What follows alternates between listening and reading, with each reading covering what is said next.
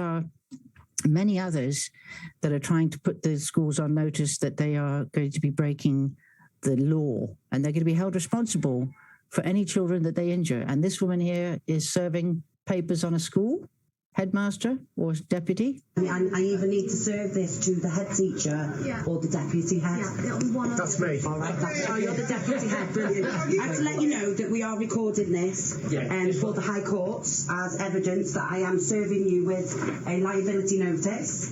The liability notice is served, signed, sealed to Blaken High School. This is a liability notice so that if you decide that you're going to have the children injected with this lethal vaccine within your school, you will, and the head teacher will be held personally liable.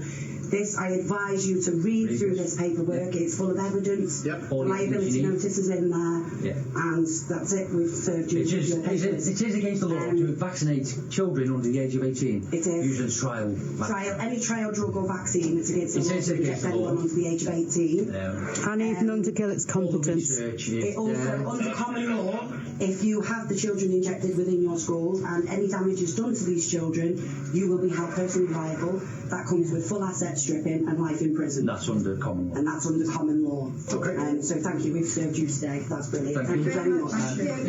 There you go. Well done. My hat's off to these wonderful people doing their damnedest to protect the children. And it's quite interesting how I've seen today, I've shown two women who, I mean, that could be the cousin of the woman in the States because they're tattooed, look very similar to the woman at the school who was exposing the financial shenanigans of all the school boards. That, you know, they've all been paid, and this has all been foretold. I'm going to cast your minds back to 1995, and again, it's something that is extremely.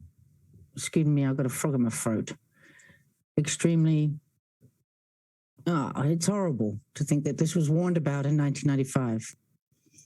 But it was. It's been warned about for a long time. What will follow is the contamination of the bloodstreams of mankind, creating intentional infections.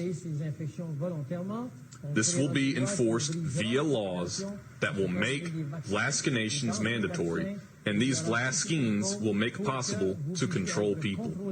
The vaccines will have liquid crystals that will become hosted in the brain cells,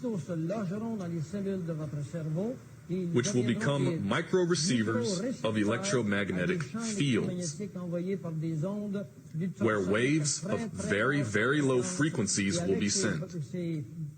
And through these low frequency waves, people will be unable to think. You'll be turned into a zombie.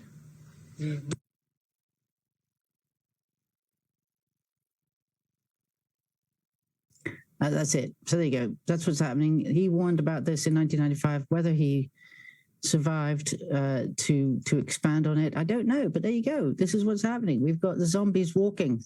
Now, can somebody tell me, because I want to find this. Now, wait a minute. Did somebody make a comment?